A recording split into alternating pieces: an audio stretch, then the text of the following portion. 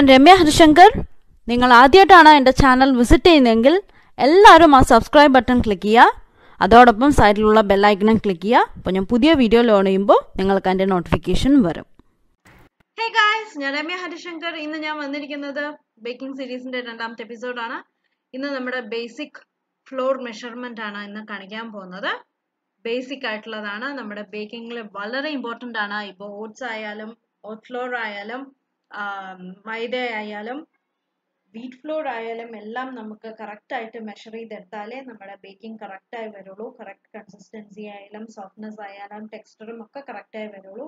അപ്പൊ എപ്പോഴും ശ്രദ്ധിക്കണം, നമ്മൾ ഫ്ലോറ് ഏത് ഫ്ലോറും മെഷർ ചെയ്യുന്ന സമയത്ത് ഇപ്പോൾ ഒരു കപ്പാണ് നമ്മൾ മെഷർ ചെയ്യുന്നതെങ്കിൽ നമ്മൾ ഒരു സ്പൂൺ കൊണ്ട് അല്ലെങ്കിൽ വലിയൊരു കയ്യിലുണ്ട് നമ്മുടെ കപ്പ് മെഷർമെന്റിലോട്ട് സ്കൂപ്പ് ചെയ്ത് കൊടുക്കുക. അല്ലാതെ ഇതേമാതിരി ഒന്നിച്ചിട്ട് എടുക്കരുത്, അതിന്റെ മെഷർമെന്റ് മാറും. എപ്പോഴും ഒരു ചെറിയ സ്പൂൺ കൊണ്ടോ വലിയ ടേബിൾ സ്പൂൺ കൊണ്ടോ കുറച്ച് ആഡ് ചെയ്ത് കൊടുക്കുക.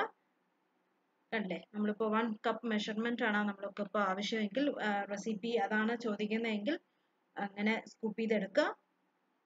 അല്ലാതെ ഒന്നിച്ചിട്ട് നമ്മുടെ പാത്രത്തിൽ അങ്ങനെ എടുക്കരുത്.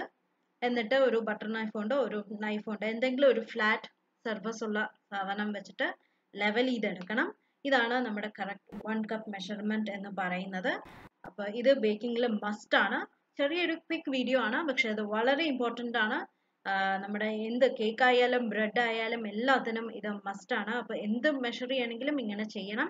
അപ്പോൾ ഇതൊരു ക്വിക്ക് വീഡിയോ ആണെന്ന് അറിയാം, പക്ഷേ ഇത് വളരെ ഇമ്പോർട്ടൻ്റ് ആയതുകൊണ്ട് മാത്രം ഞാൻ കാണിച്ചതാണ്.